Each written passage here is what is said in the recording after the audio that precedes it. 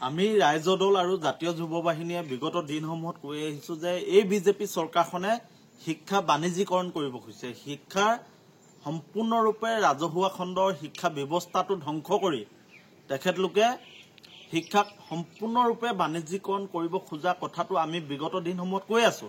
আৰু সেই যি উদ্বেগজনক তথ্য, সেই তথ্য আজি সংসদত প্ৰকাশ পাইছে।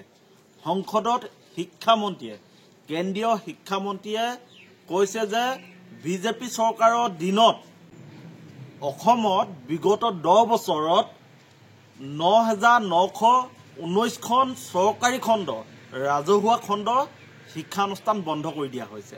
আৰু তাৰ বিপৰীতে ব্যক্তিগত শিক্ষানুষ্ঠান 2,171খন তেখেতলোকে খুলিবলৈ সুবিধা কৰি দিছে।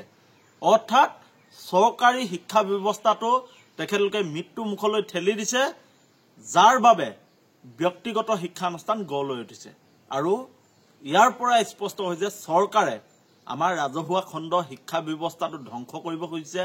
যি ধৰণে ৰাজহুৱা খণ্ড শিক্ষা ব্যৱস্থাত তেখেতলোকে শিক্ষক নিযুক্তি দিব লাগিছিল, যি ধৰণে তেখেতলোকে আন্তঃগাঁথনি ব্যৱস্থা কৰি দিব লাগিছিল, বা যি ধৰণে চৰকাৰী পক্ষই আমাৰ ৰাজহুৱা খণ্ড শিক্ষা ব্যৱস্থাবোৰত শৈক্ষিক পৰিৱেশ গঢ় দিব লাগিছিল, এই পৰিৱেশ তেখেতলোকে দিয়াৰ পৰা আঁতৰি আছে।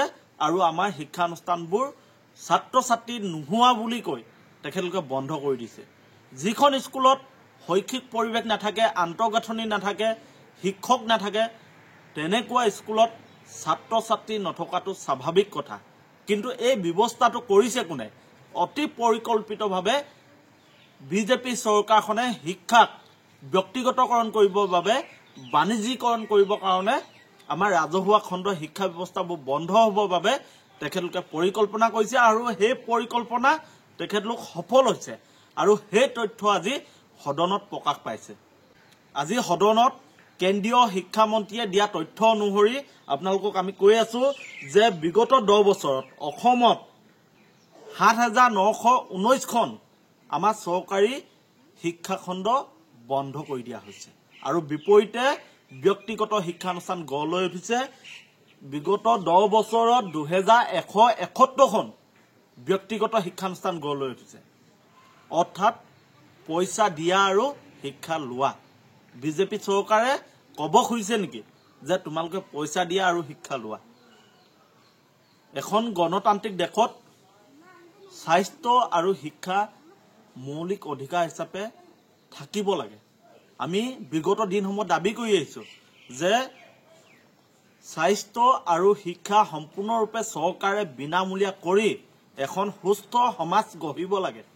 কিন্তু চৰকাৰখনে তাৰ বিপৰীতে আজি স্বাস্থ্য খণ্ডবোৰ ব্যক্তিগতকৰণ কৰিছে। আৰু এতিয়া আপোনালোকে দেখিছে আজি সংসদত যি তথ্য প্ৰকাশ পালে যে চৰকাৰে ৰাজহুৱা খণ্ড শিক্ষানুষ্ঠানবোৰত যি আন্তঃগাঁথনি, যি শৈক্ষিক পৰিৱেশ গঢ়িব লাগে, নকৰাৰ বাবেই এতিয়া ব্যক্তিগত শিক্ষানুষ্ঠান গঢ় লৈ উঠিছে।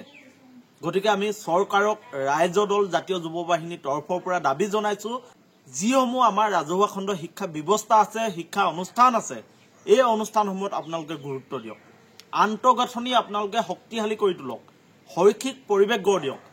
শিক্ষা ল'ব পৰাকৈ ছাত্ৰ ছাত্ৰী অনুপাতে, শ্ৰেণী অনুপাতে আপোনালোকে শিক্ষক দিয়াৰ ব্যৱস্থা কৰক।